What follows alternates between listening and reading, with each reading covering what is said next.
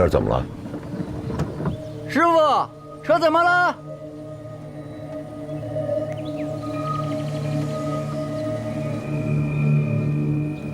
旅长，我下去看看，帮他一把，要不然这清不开，咱也过不去啊。去吧。是。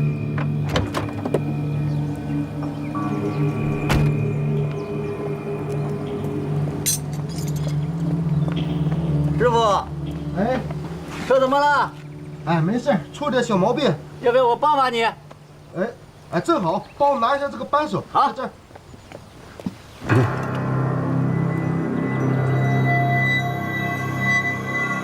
不会启动。好。小黄，什么情况？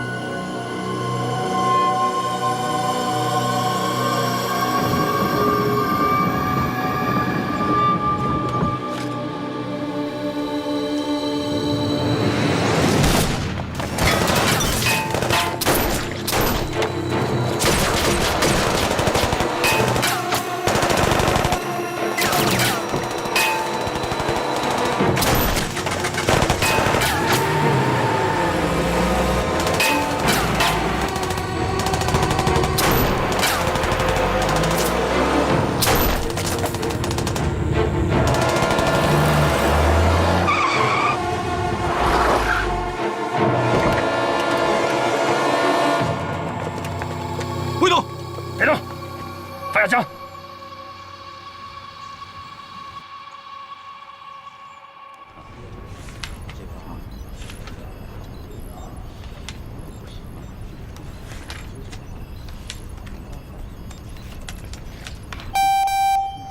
敬礼，吩咐司令好。咱们又见面了。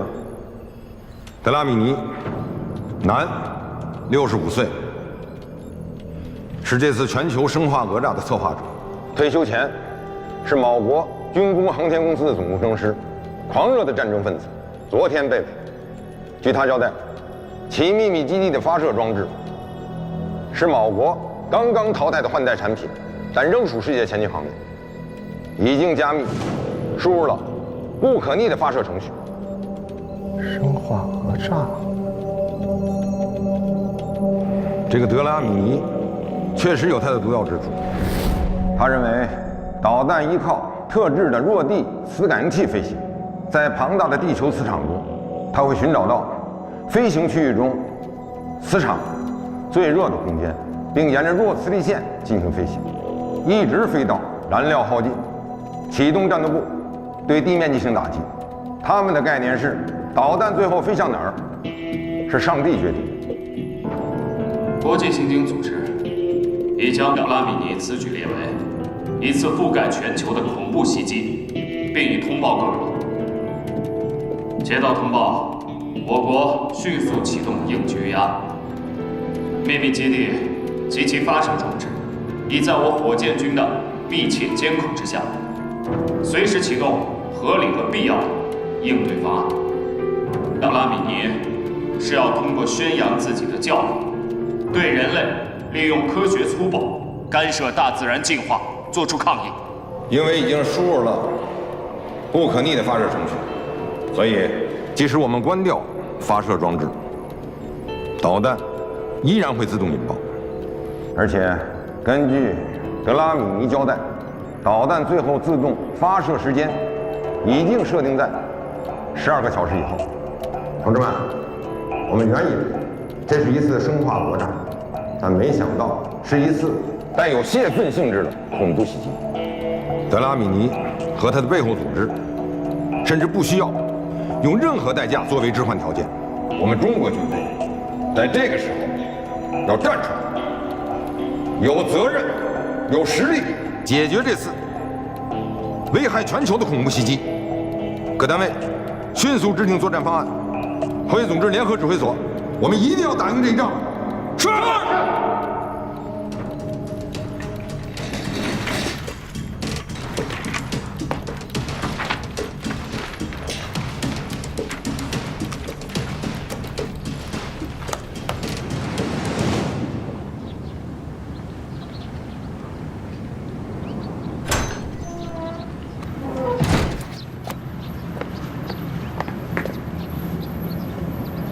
你好，请出示证件。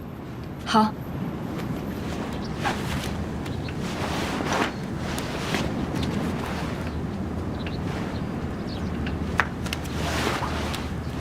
请跟我来。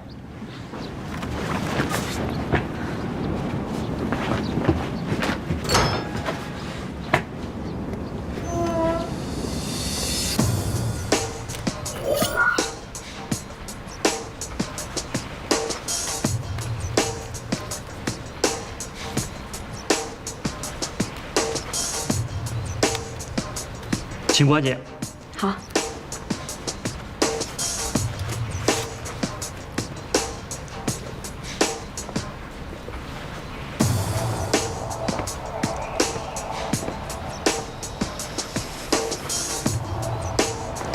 何旭，您好，我是黄文。我帮你拿吧。好，谢谢。走。我给你介绍一下冻库的环境吧。啊。整个冻库有20几个功能区，按照安全级别划分的，从 A 到 G 一共分7级。7级。这边。像发控大厅、发射井属于最高级别 A 级。生活区跟活动区呢是最低级别 G， 我们工作的诊室属于 F。那我的活动区域除了诊室，就是生活区啊。是。啊，对了，这生活区啊，包括餐厅跟厨房，除了可以去餐厅就餐，还可以去厨房。我去厨房干嘛呀？检查卫生啊。你刚来，这冻库里啊，物理在外面。白天跟黑夜全靠自控总光源的明暗来调节。喏，这是头顶式排灯。啊。灯光模拟白天跟黑夜，尽量让人体的生物钟不混乱。当然，有这些还是不够。万物生长靠太阳，人看不见太阳不行，这看不见月亮呢，也不行。何志玉，这个区域划分，我看也没什么岗哨或门禁之类的。那这个芯片卡有什么用呢？芯片卡呀，记录个人信息。这里的警报系统靠刷脸。刷脸？你没看见啊？这里到处都是360度无死角监控。一旦你进入你的限制区域，总控室的人脸识别马上就会报警。高科技啊！这算什么？你别忘了，咱们可是火箭军。走。好。这待机库里的温度可真不低啊。是啊。就算是冬季，待机库里也穿不住棉衣。这里不像外面温差那么大，晚上都能到0度上下。我说嘛，外面站岗的战友都穿着棉衣呢。一门之隔，天壤之别。不介意，咱俩共用吧。共用？是这样，这待机库里呢，标配就是1名军医，所有人都学过简单的战地救护。可以随时充当副手。你看，在这儿要是真打起仗来，估计也用不上军医，你懂的。那我……啊，上级说你是临时借调，所以就没有办公桌。那我怎么办公呢？咱俩谁有编号谁用呗。那要是都有呢？我是说。我需要相对私密的空间，毕竟这是心理方面。我懂。黄医生，我说出来你不要往心里去啊。这次战备情况很紧张，本来大家对你这个心理疏导这事儿呢，就……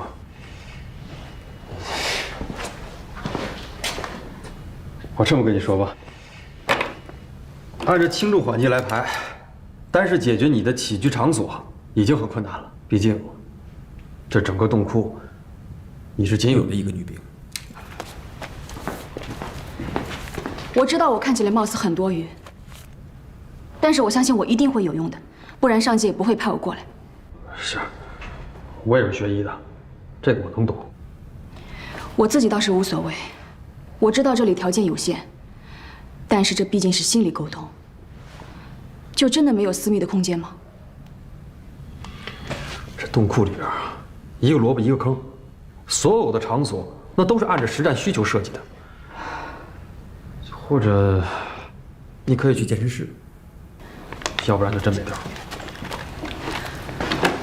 我不需要大空间，大空间人没有安全感。那你要这么说，还真有个地儿。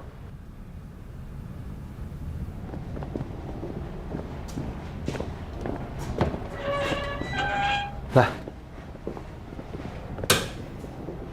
你看看这儿，之前是冷库，后来废弃了，想改储藏间吧，这儿又不够大。这里好啊，大小正合适。那边加2个床，再加2个椅子，沙发也省了。哎，那个门口咱们可以贴个指示牌，上面就写着“心理咨询室”，怎么样？行，你觉得合适就行。合适，那咱们俩收拾一下。好，收拾一下。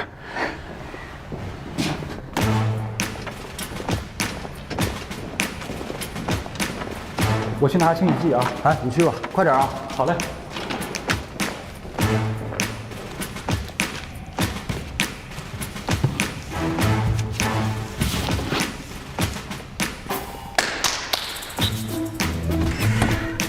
哎呀，这谁呀？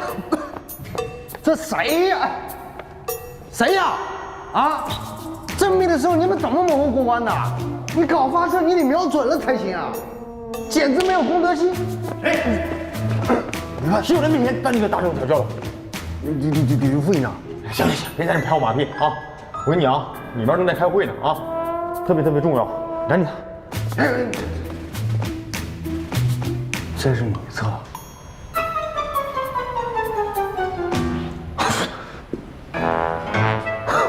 不是，联盟，成心的吧？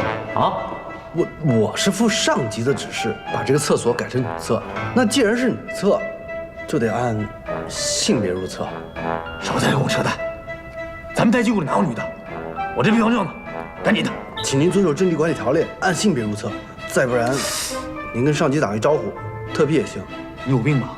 你，我啊，我憋朋友，我上厕所还要跟上级打个报告。我告诉你啊，里面正开会呢，糊里糊涂的马上要打仗了，知道吗？我女朋友就去开会了，听明白了吗？赶紧的！哎，这上级打过招呼的，我这快点！越是打仗越得讲究纪律。我快干什么你？快点！不可以，不可以。这里是女厕所吗？是啊。谢谢啊。哎，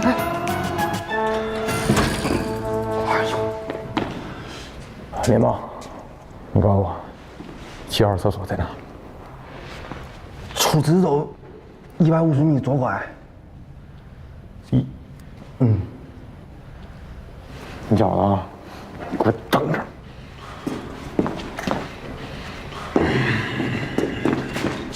哎，等着就等着呗，不就是一顿电炮吗？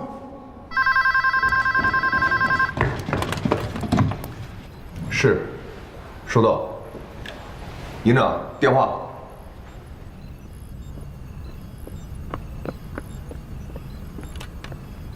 喂，我是旗袍。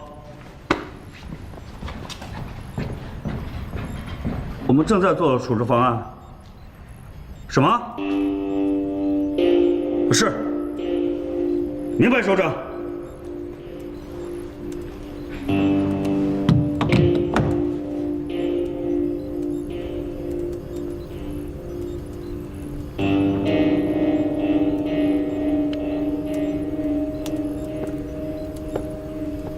哎，怎么了？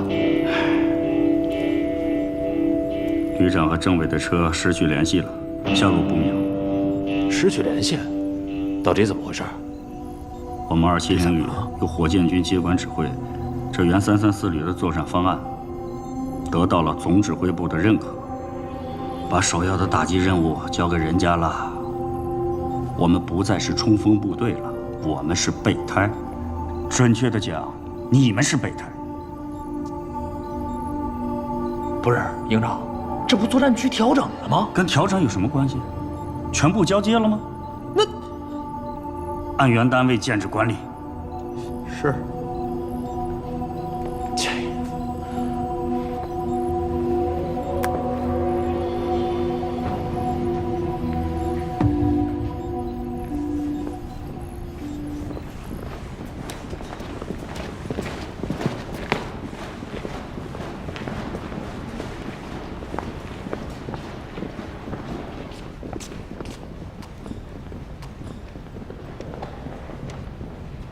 哇，你们跟上！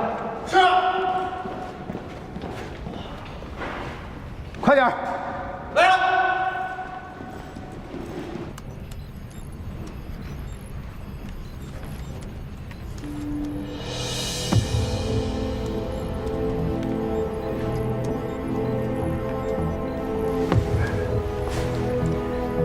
地球的磁场如此微弱，就算是在强磁场区域，也不过100微特斯拉，这种量几乎可以忽略不计。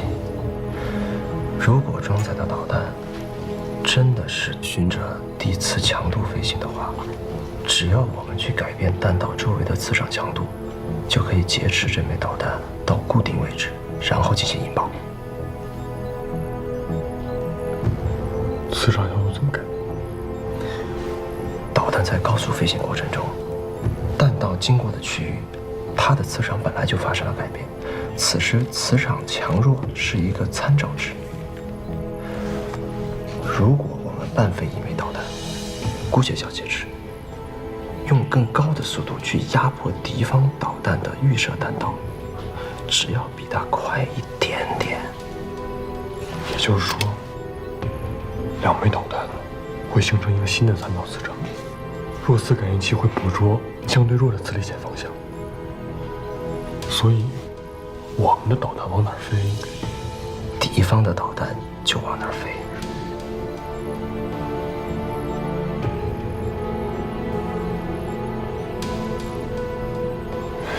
你这个科幻不是现实，我觉得拦截是最好的。我可以迅速建一个模型，我们用数据说话。来，都过来拿你们的个人物品。哎，你个这儿，这个保障营啊是最后进入待机库的，所以这些东西也是刚到。呵，哎，会谈吗？班长，能把那“妈”字去掉吗？什么叫会谈嘛？我上大学的时候是玩这个的，音乐人。咱们班进入待机库以来，你的情绪最低落，怎么了？跟班长聊聊。班长，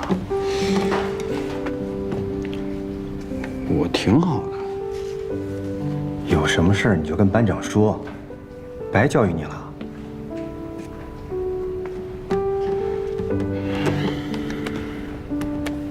班长，新学年的时候呢，我其实挺和自己较劲的，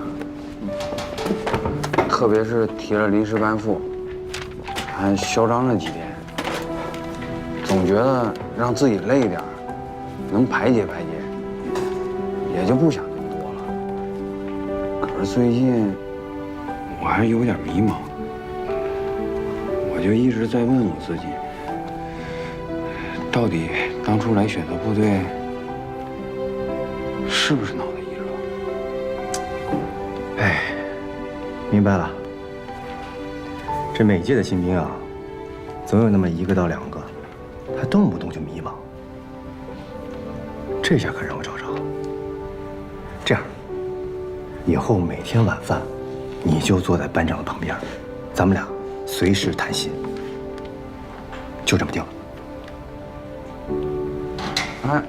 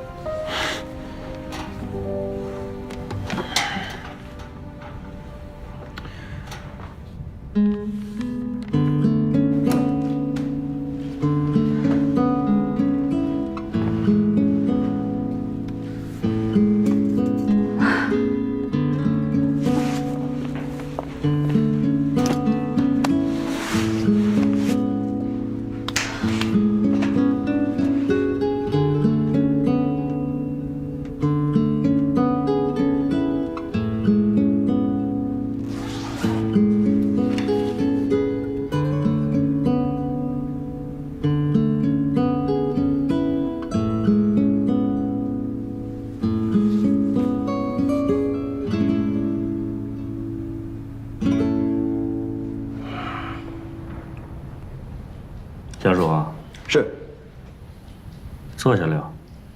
谢谢营长。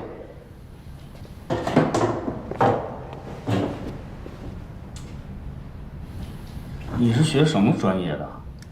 计算机工程，编程系。是欧阳俊是你的同学啊？是。他已经跟我提交过方案了。导弹半飞这个概念，和你一样，如出一辙。什么？这个方案是我告诉他的，而且他说，这个就像科幻片一样不现实。他怎么能这样呢？可他提的方案更接近现实一些。他不光提及了导弹半飞，也阐述了防御拦截的可能性。小叔，你的意思我明白，你是想通过2颗导弹同时飞行产生的磁场和空气动力彼此影响和作用，进而改变飞行轨迹。这个想法对部队来说是个意料之外，我非常欣赏，也是旅长看中你的原因。不过呢，你这个想法在部队来说只是一种思维方式，绝非实战的参考。导弹半飞必须在极其复杂的条件下才能实现，也许是10年，也许是20年的事儿。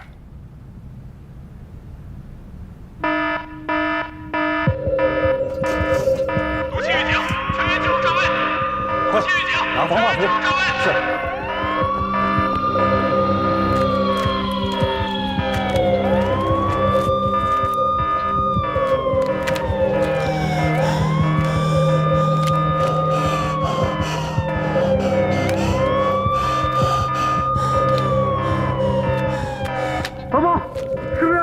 什么？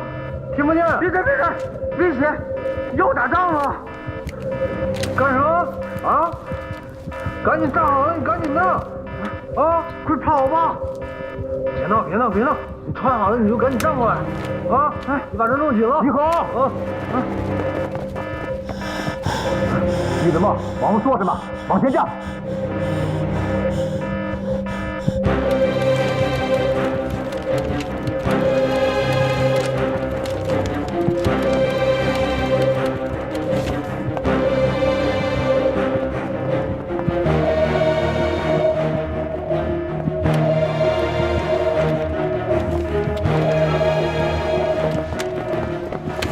什么情况？30秒之前，秘密基地发射1枚导弹。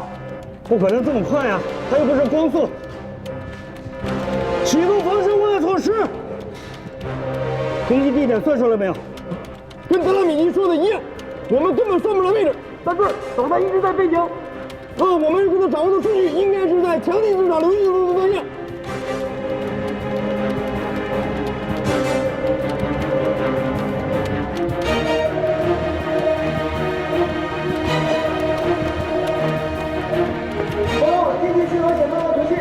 关闭进行装置。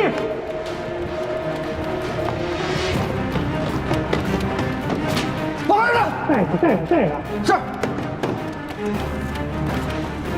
怎么回事，老王？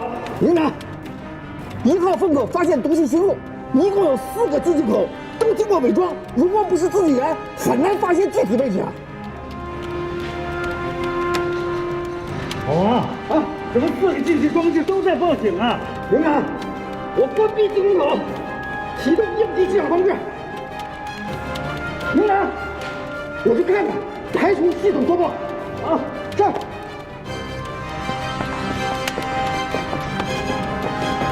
老七啊，我当时正在总部室，外面排风口的监控设备被黑客攻击了。啊，你们在大厅里看到的画面全是延迟的。还有，地震监测仪没有监测到任何的冲击波，可以排除是毒气弹爆炸。黑客入侵了，对。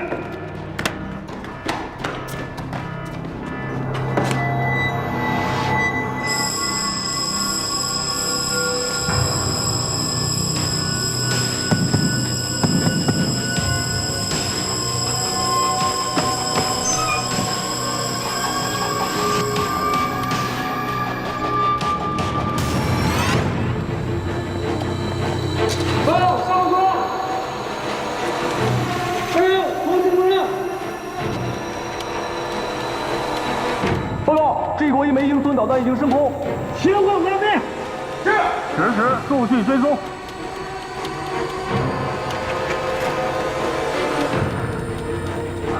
不可能这么快呀，它又不是空的。启动防御化措施，攻击地点算出来没有？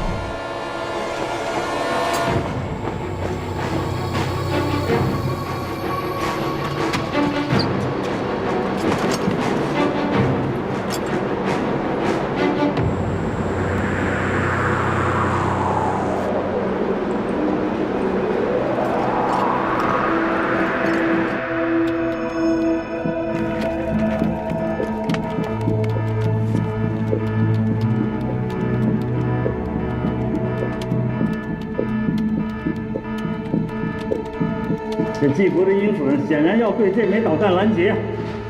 从2枚弹的行驶轨迹上看，拦截点应该在太平洋以东的海面上。计算结果出来了，导弹拦截点应该在35B 到18F 之间，正负差不超过10米。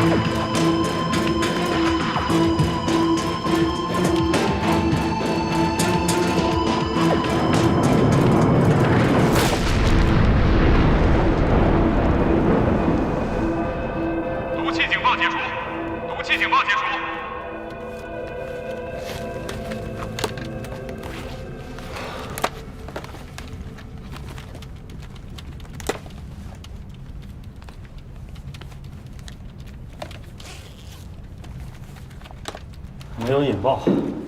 啊？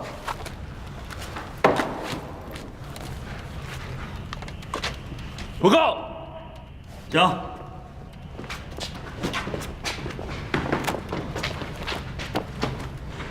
我认为，弹头不会被引爆。鹰隼导弹作为拦截弹，自然不用说，战斗部肯定是空的。敌军导弹虽然装有生化战机，但我们可以看一下它的坠落地点，这显然是经过 G 国精心计算过的。拦截点位于东太平洋中部，这一地区气温很低，北极圈磁场相对内陆更为激烈，容易引起磁感线紊乱。如果鹰隼导弹的战斗部装有强消磁干扰器，那敌军导弹就会做出误判。拦截点与海平面相近，弹体迅速入水，也能避免战斗部被引爆。报告，导调组发来演习3号令，让继续备战。纪国拦截导弹很精彩，但是很遗憾，没轮到我们中国军队出手。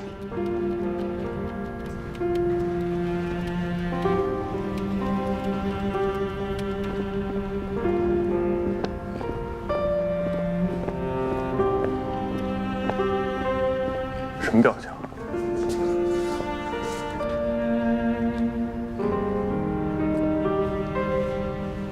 你不打算说点什么吗？说什么？为什么要偷我的方案？全世界就只允许你1加1等于2吗？杨军，别太过分了啊！我给你留足了面子，这件事情，你道个歉就算了。大叔，只允许你能想到，别人就想不到吗？你应该很清楚，我的方案里有导弹拦截，对吗？咱这么说吧，这个方案我不在乎。你可以拿去，你可以拿着去抛头露面，啊！大叔，你知道我最讨厌什么吗？我最讨厌这种不可一世的样子。我承认你很聪明，但别人都不傻，我们都一样，谁都不比谁差，知道吗？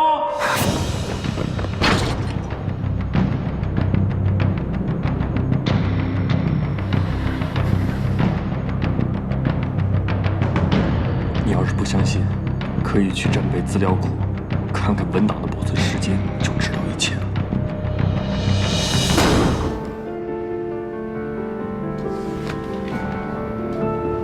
欧阳军，我夏卓说对谁都好，我谁都可以接受，但别把我惹急了。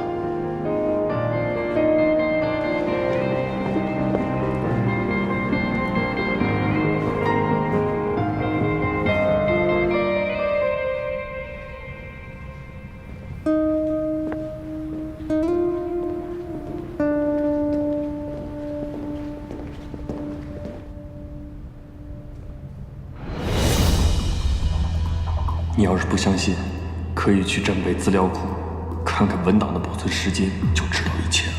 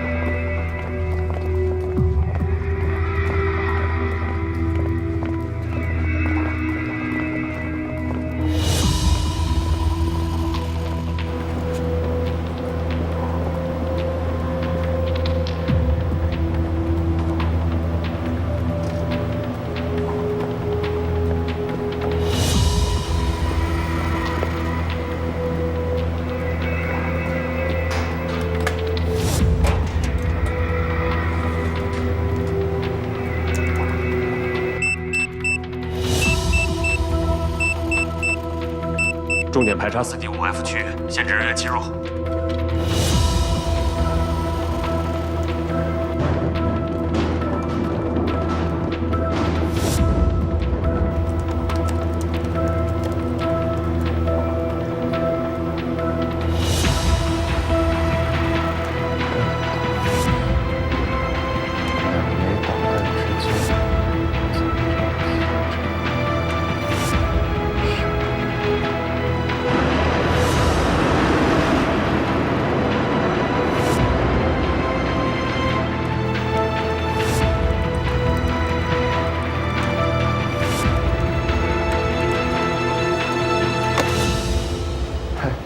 排长，这么巧啊！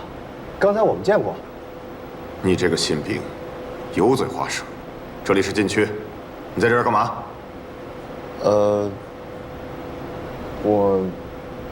我要是说，我立志自学成才，你信吗？什么？带走！是。李子茂，把那边弄好了。班长，哎，回来了。啊，哎，夏卓呢？我不知道。什么情况？枪毙了？真不知道。彭阳俊，怎么回事啊？你们俩一块儿出去的，你不知道？班长，我真不知道，不多挺烦的。嘿。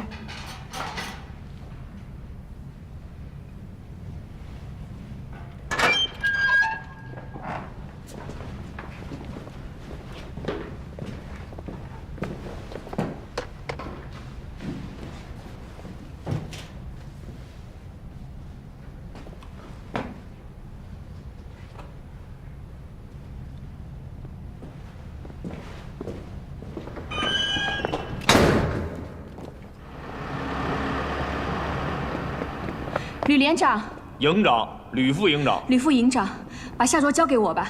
我看过他的资料，我觉得这里面肯定有误会。他一定知道新兵是不能无缘无故去限制区域的。找旅长去啊。旅长不在。旅长肯定是不在。万事总有因果。对，万事总有因果。违纪是因，关禁闭就是果。在我看来，只是因还没找到。哎呦，这事儿好像跟军医没什么关系吧？啊？我不是普通的军医，我是心理医生。我觉得这事儿我就得管。好，心理医生啊，我给你分析一下，现在的情况是，你认为这个因没找着，但是我告诉你，现在我们有更重要的人找不着了，全旅上下现在处于战备状态，敌情不明，什么事给分个轻重吧？我们已经够忙的了。我问你，人命都没了，要心理有什么用？就算战争开始了，难道人的心理疾病就不该得到及时的救治吗？我没说不需要，啊，但是我觉得，我军的基础建设已经非常完善了。我认为，我军的基层主官有能力解决战士的心理问题。你的出现，那是锦上添花，啊。你的意思是，心理医生不重要？重要，很重要，非常重要，好吧？啊，行了，哎，到饭点了，抓紧时间吃饭，好吧？啊。吕父。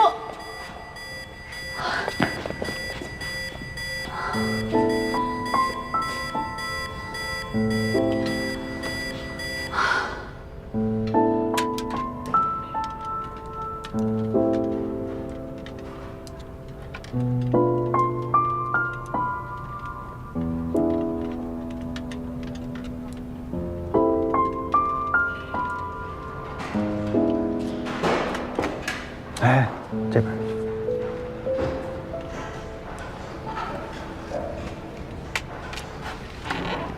顾将军，回说你跟夏卓一块儿去的，你回来了，夏卓去了行政看管室。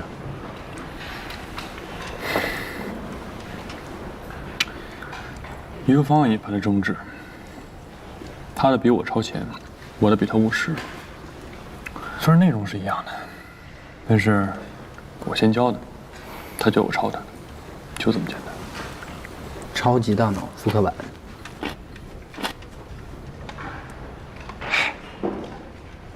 是不是要打仗了？你先别说话，我问他呢，对吗？超级大脑复刻版。跟这没关系。那我再问你，你说夏卓为什么要去战备资料库啊？去求证呗。求证什么呢？去求证我是不是抄他的。联盟，我真的不知道。如果我说多了，你们就会觉得这事儿跟我有关系，所以我不知道是最好的解释，懂吗？我还是想问一嘴啊，咱们是不是要打仗啊？啊！你先别说话了啊！哎，你一边去。战备警报解除了吗？聊什么呢？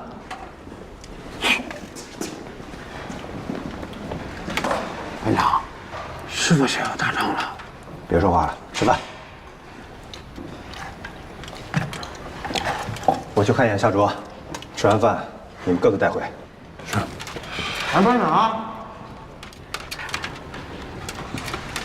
你真的没抄夏卓的？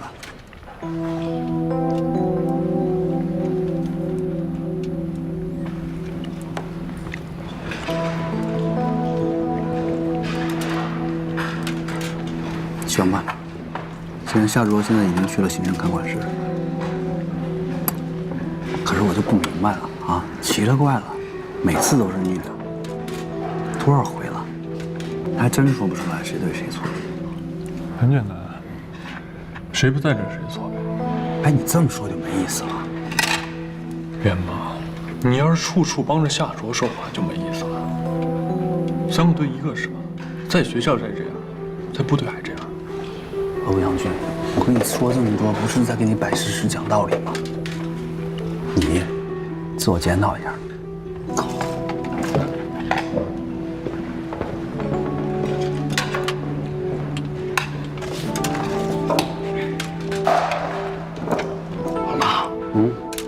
咱们是不是要打仗了？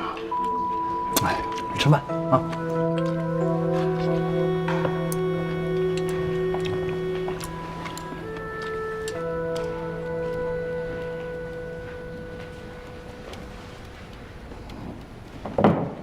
看明白了吗？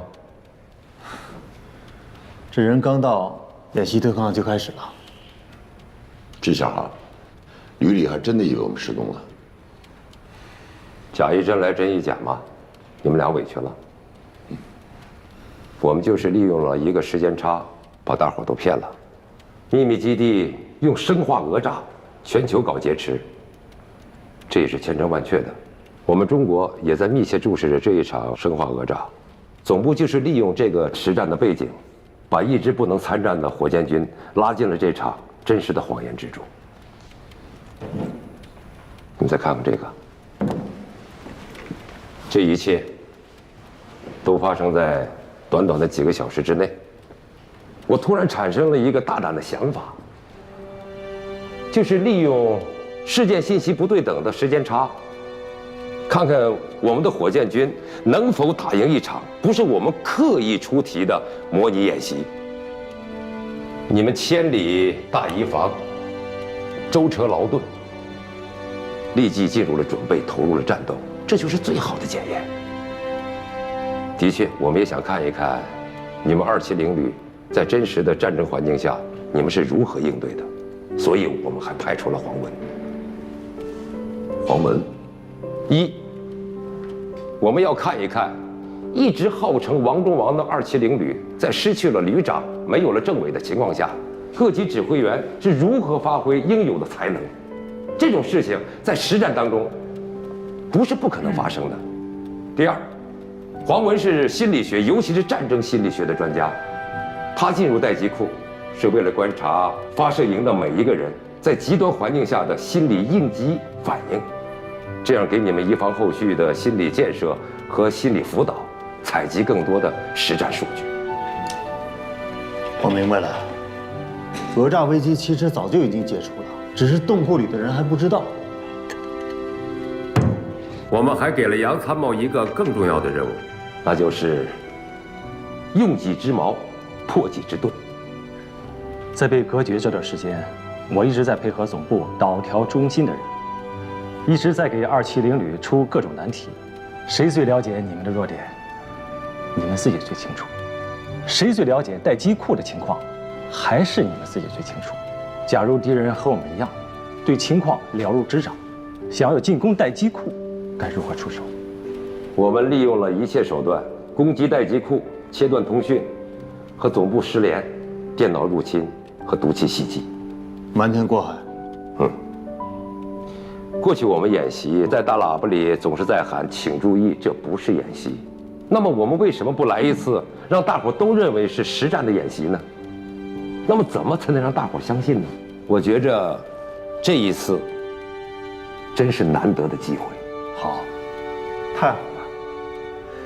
人在真实的环境和模拟环境下的心理状态是不一样的，这对战术的实施和能力的发挥有着至关重要的影响。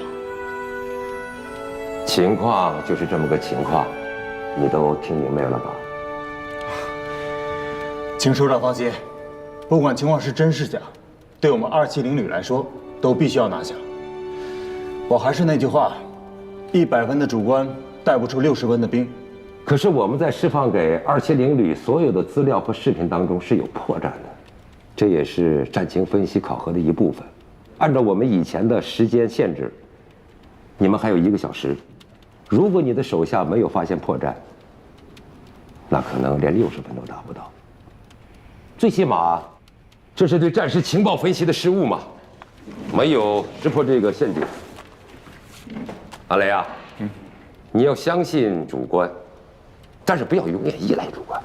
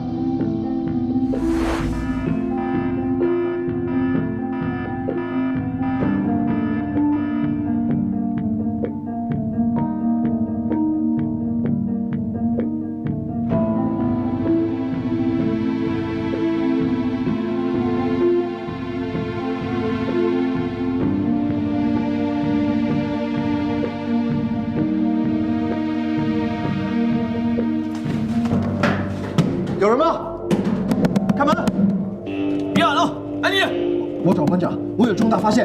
退后，往后退。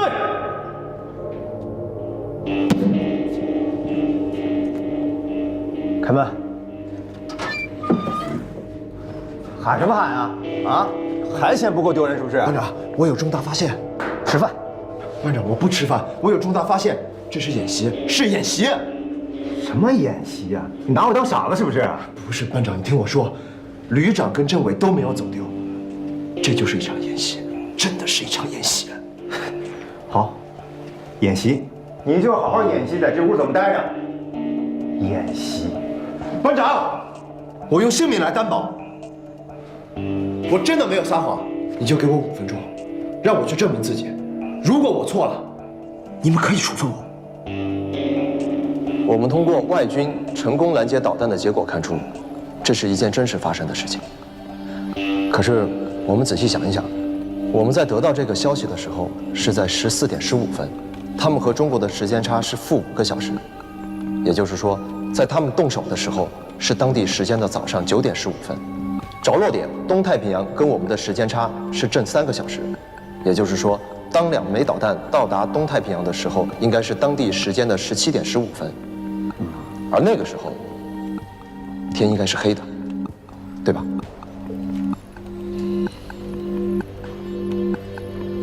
营长，可以。是营长。我们来看看这张发射时地球的磁场图。我们都知道，正午时分是太阳直射地区磁场最强的时间。通过这几张不同时间地球的磁场图的对比，我们可以看出，外军在发射导弹时，处于所在区域磁场最强的时间。这说明什么？说明他们是在中午发射的导弹，而不是在早上。他们中午打出拦截弹，我们得到的消息计算出的结果，却是在早上9点。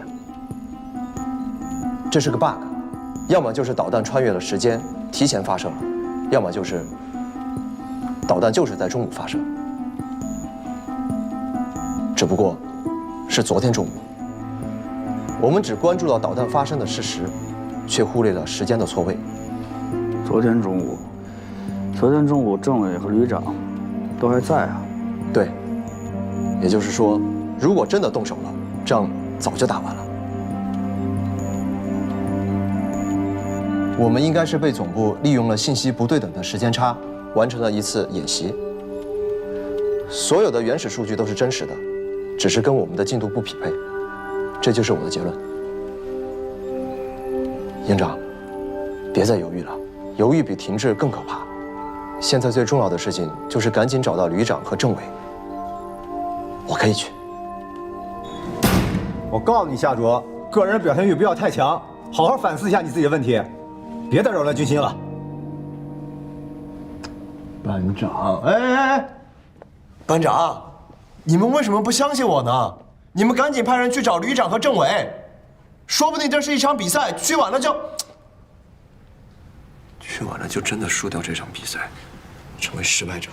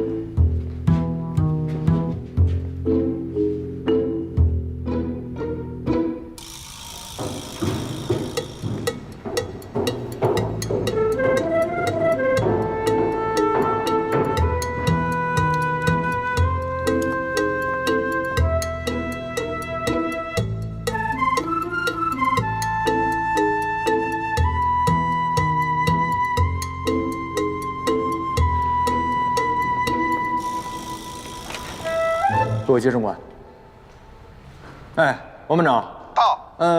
通风设备都关闭了吗？是的，现在用的是应急制氧设备。哦，那待机库看管室上方的通风口通向哪儿啊？通风口编号335，连接4个口，最远的总阀门在北侧，阀门已经关闭了。好嘞，谢谢。把 F 通口的监控给我调出来。是啊。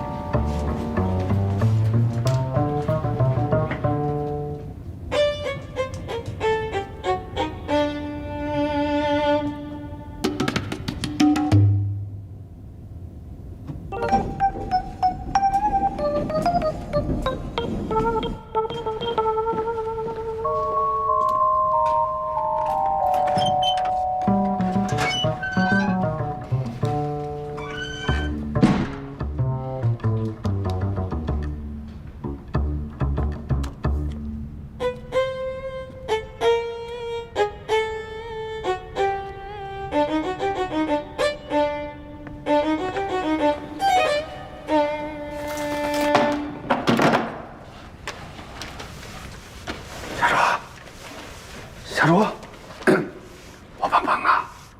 你再忍受忍受，我知道你憋屈。这个欧阳俊啊，我现在真的是越来越烦了。刚刚我吃饭的时候啊，我还在劝他呢。你看看他那什么态度啊，一本正经的跟着我那胡说八道了。哎呀，就他那2把刷子，能想出来那么牛掰的方案？不可能！我呸！哎呀，我是失望至极呀！啊！他妈这一肚子火没地儿发了。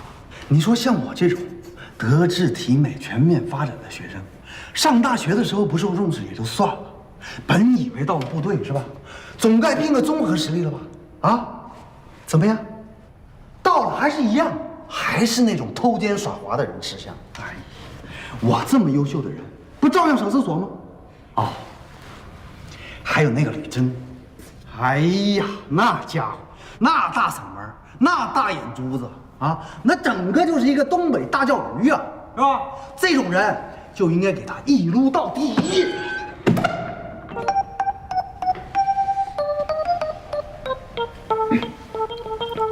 吕副营长，吕副什么呀？营长啊，老吕，出事了，易子墨失踪了。都回来了啊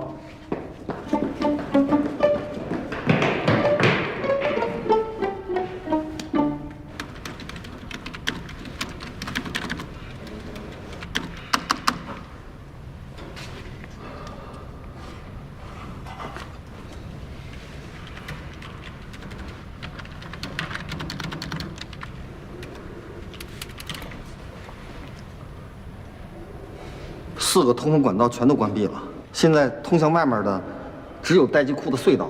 不过这监控上都能看见啊。我想啊，这个小夏迷路了。没事，本来我想呢，堵着笼子抓鸡呢，后来我一想呢，爱下来不下来，怎么着，还能永远不下来，一直在上面待着，这饿了自然就下来了，还能饿死在里面啊？易子梦呢？也在上面吗？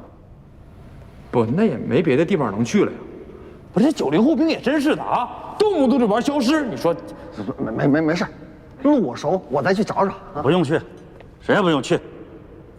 现在1级战备玩失踪的，有本事从这个大山里面遁地出去啊！对，对什么对啊？你带的好兵，等回来以后好好处理。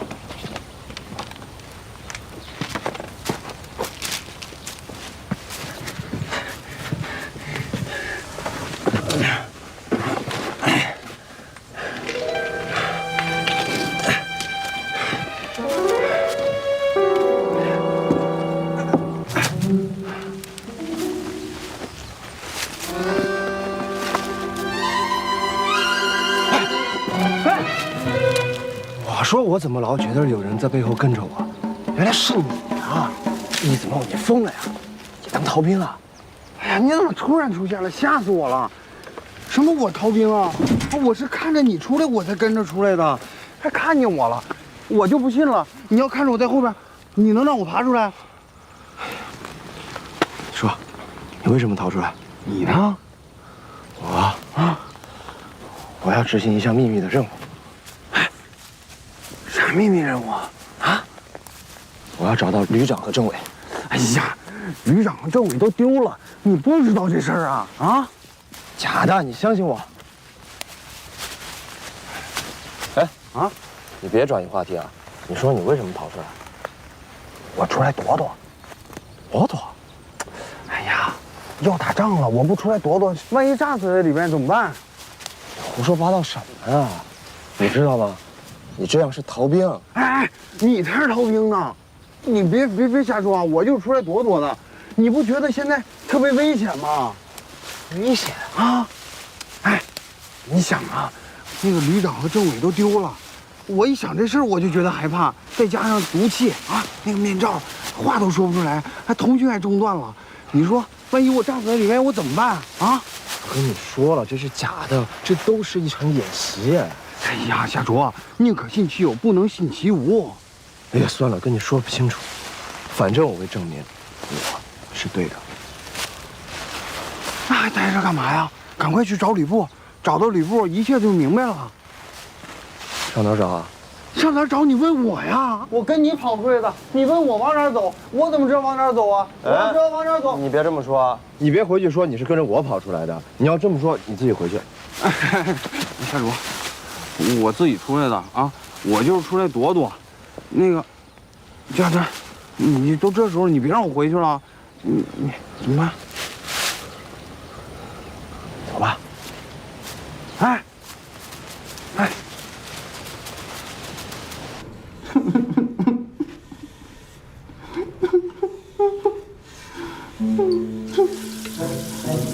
哭什么？我没打你。我是真不知道啊，我这几天一直负责的是后勤的工作，那我也没跟他们哥几个联系呀。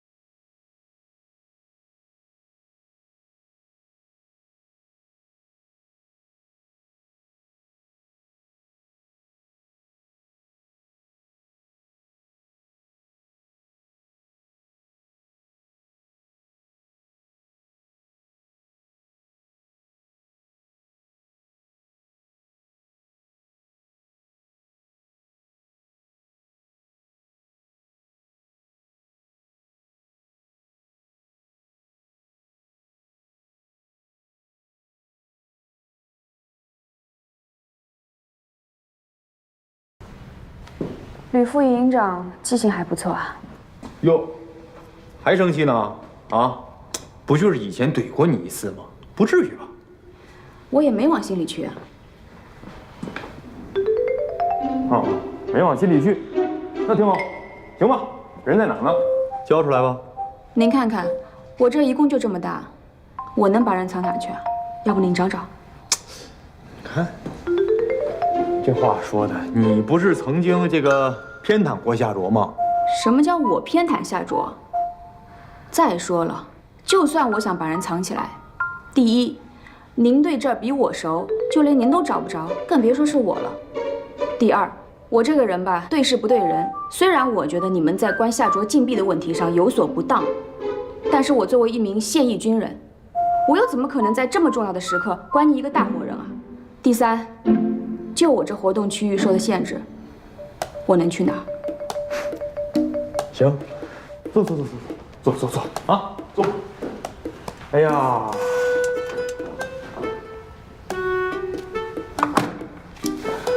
黄大军医啊，我呢特别真诚的咨询一下你，你说就像夏卓这样的兵啊，他出逃的这个心理动机能够指引他就是逃到哪儿去呢？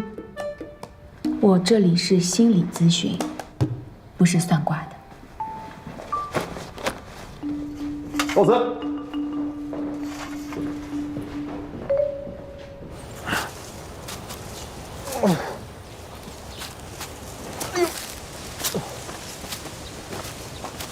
大哥，哎，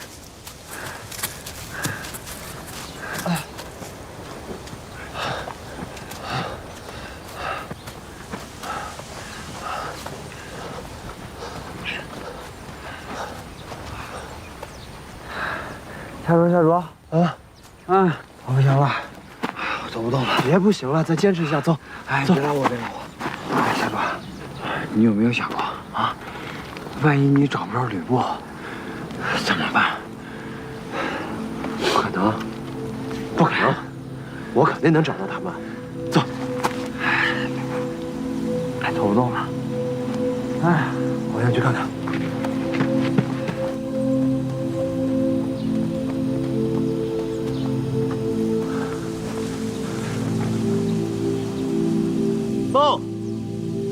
凤啊，我找到路了！啊，凤，快起来！我找到路了！别，夏卓，让我躺会儿，别拉我。你跟我说心里话，你想好了吗？什么？我想好了吗？当兵。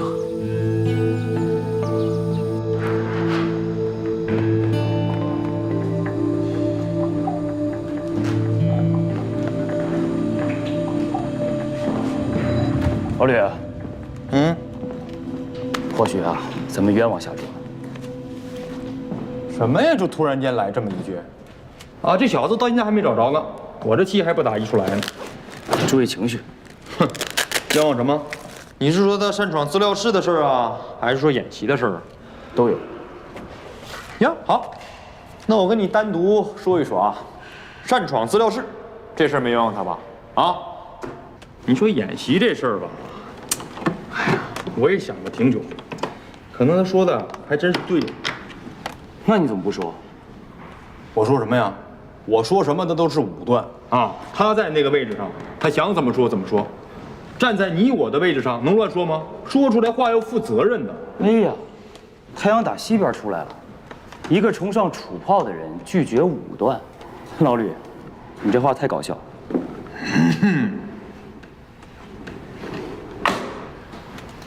哎，夏卓这个兵啊，有意思。你说他随和吧，他有时候真犯格；可你说他是个刺儿头吧，他人缘还不错。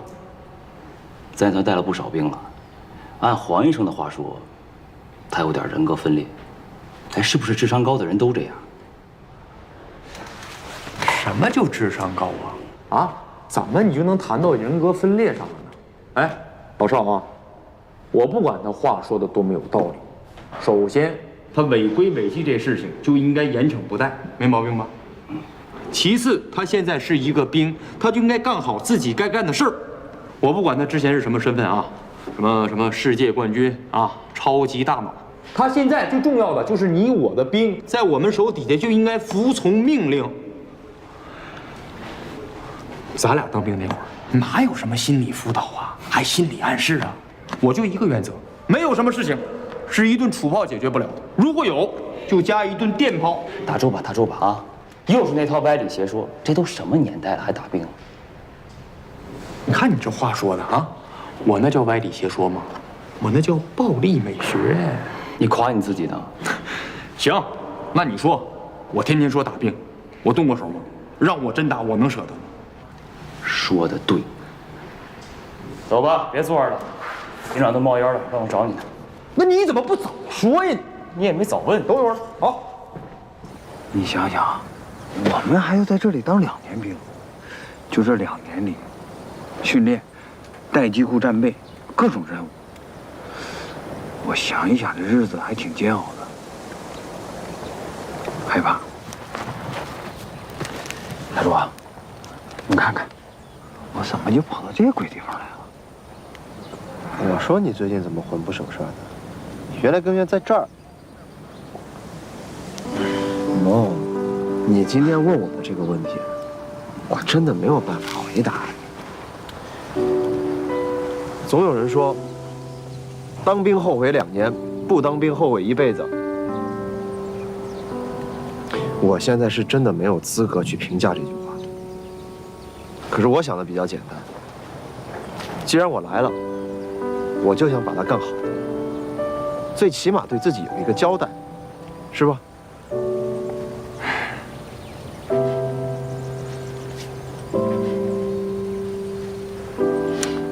呀，别惆怅了，行，走。哎，哎，你等等我。哎，这边，哎，下车，下车。我跟你说啊，我不想走了，我后悔跑出来了。行，那你不去，我去。不过你答应我一件事情啊，你待在这儿别动，你一会儿就坐在那个石头上，等我找到旅长他们，我就马上来找你，就给我2个小时。天快黑了，行吗？行，没事，你相信我，啊。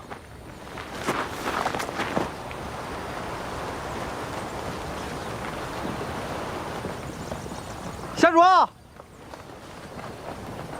夏主，你别忘了回来接我。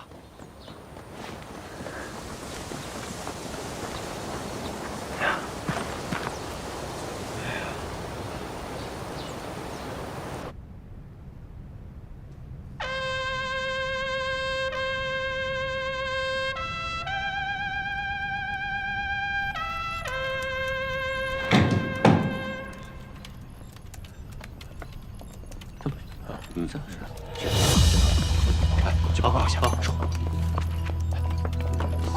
还有这个问题要解决一下啊。是。这个报告。哦。怎么样？查过了，所有的系统线路一切都没有问题，现在应该是与上级的通讯系统中断了。通讯中断了，那电话应该接得通啊。电话系统也没有问题，现在除了不明毒气的根源没有找到，其他的系统全部运转正常。老季啊，按照规定，当阵地与上级失联时，应该立即启用备用通讯系统。如果备用系统仍然无效，则应该守住阵地，确保目标不暴露，等待上级的救援以及人工送达信息。我想啊，这上级也应该正在想办法联系我们，所以我们必须得沉住气等一等。万一遇到了战时情况，暴露了目标，那可就因小失大了。啊，咱们现在可是睁眼瞎呀！没人给带路，千万不能乱走，摔不起。没错。老王，到。你继续带人检查风水电设备，确保万无一失。是。越是安静的时候，就越危险，大家都盯紧了，确保随时发射。是。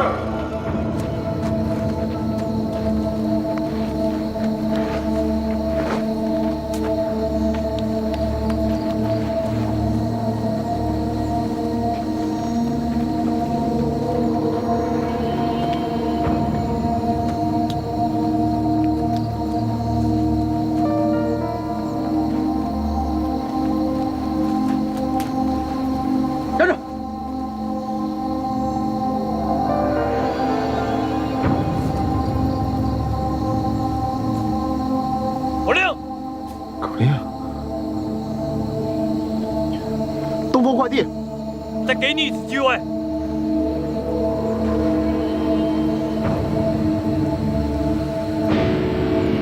我爱北京天安门。我。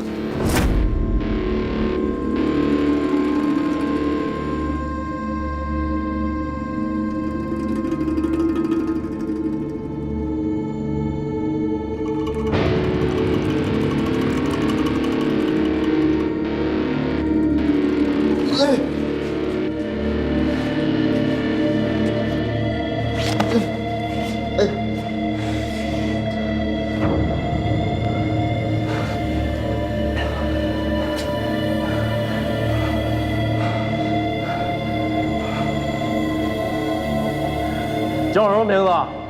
来这儿干嘛了？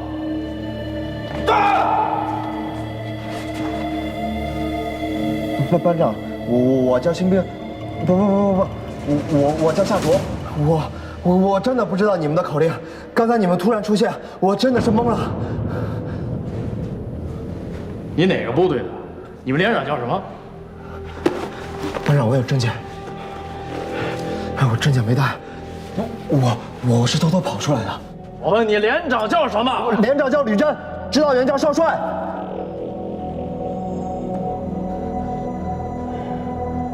真是当兵的？真的。哎，班长，你怎么看着有点眼生啊？你是谁啊？你从哪儿来？这是要从哪儿去啊？这么深奥的问题，直击灵魂啊！不是，我真的是懵了，班长，我真的是懵了。这儿没有叫吕征的，也没有叫少帅的。不是，班长，我真的是来承认错误的，麻烦你跟齐营长说一声，我愿意承担任何的惩罚，真的。这儿没有齐营长。不是吧，班长？咱们俩是不是？你哪个旅的？270啊。哦，270旅的。哪里跑334旅来干嘛？334。小伙子，别说我没给你说实话的机会。我再问你一次，你的军装哪弄的？发的呀，首长，我是270旅的新兵，我的名字叫新兵进洞库，到底是你不懂啊，还是我不懂，还是你装作不懂？反正我现在是真的搞不懂了。我们一下车就被带进了待机库，我也不知道怎么就走到这儿了。我走到这儿了过后呢？够了，说，你到底是干什么的？首长，我是270旅的新兵，我的名字叫夏卓。我都说了多少次了？好，给你机会，你不说，行。哎，首长，坐下。坐。首长，我还有一件很重要的事情。说。我还有一个战友在石头上呢，现在外面这么冷，他就在我被抓的身后6、7公里的位置吧。你赶紧派人去找一找他，不然他会很危险的。或者通知我们270也行。哦，不行，我们旅都进了待机库备战了，而且通讯设备也全都中断了，你联系不上他们。哎，首长，你们该不是怀疑我是什么间谍或者敌对分子啊？你刚才说通讯中断，你还知道什么？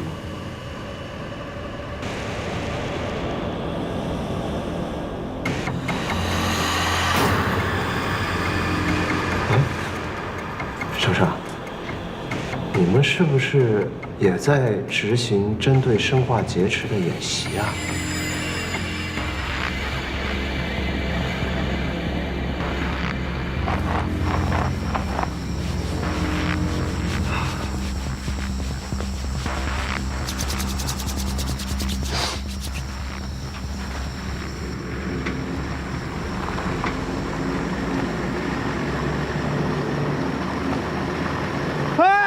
我在这儿呢，我在这儿。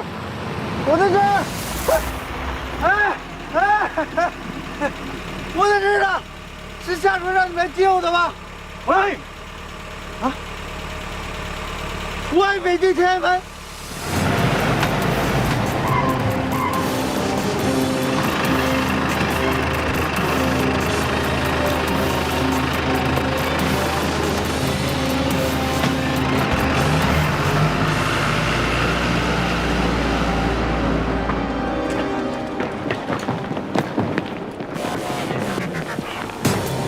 别动！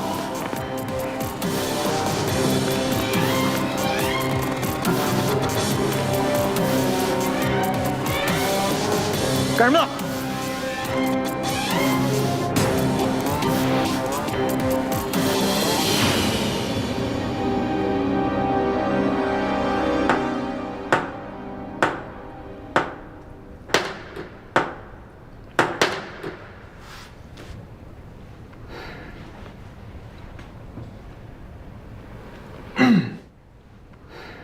这人呢，肯定是在334呢。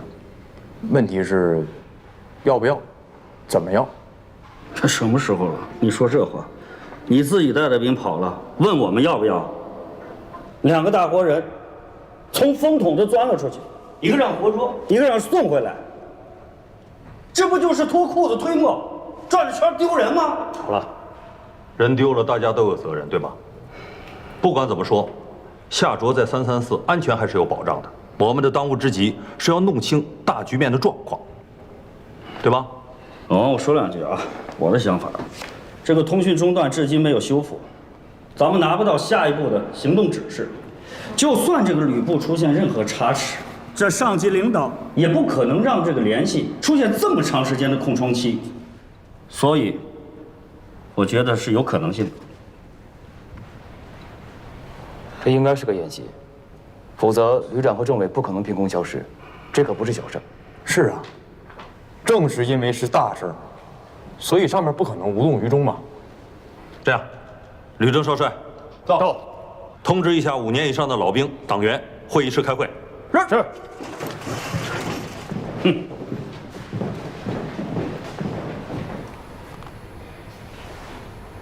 别低着头呀，跟我说说，到底是什么情况？我都说了，我抑郁症了。你是不是抑郁症？我能不知道吗？我是不是抑郁症？我自己能不知道吗？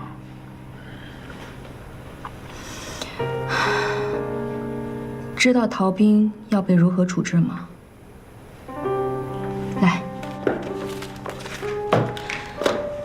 条令条例上写得很清楚了，你看看。我知道。你知道？那你就告诉我，为什么你明明不想当兵，还非要来呢？算了，不说了，说了也丢人。行吧，那我就把鉴定报告交上去了，该退兵退兵。不过我要提醒你，你是自愿报名选拔入伍的。以你这样的情况，你的个人档案、个人征信，包括你的户口本上都会被签注4个字：拒服兵役。易子梦，这身军装可不是随便就能穿在身上的，你一定要想清楚。我愿意帮你。